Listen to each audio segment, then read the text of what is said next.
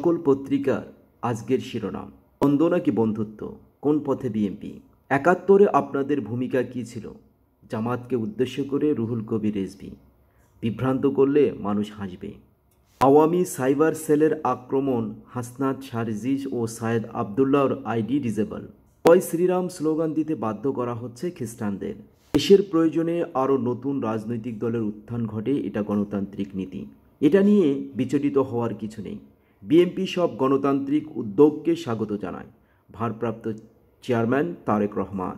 ফারুকের বিরুদ্ধে গণ অধিকারের একাংশ সংবাদ সম্মেলন।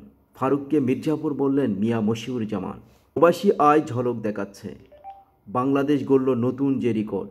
আওয়ামী লীগ নিষিদ্ধে সরকারের অবস্থান জানালেন রিজওয়ানা আহসান। গাছে বাঁধা যুবদল নেতার গলা কাটা লাশ, পাশেই চিরকুট।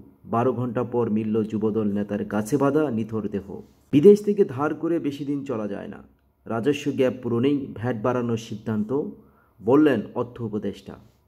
ভারতের ৬০ কোটি মানুষ এখনও খোলা জায়গায় মলত্যাগ করে।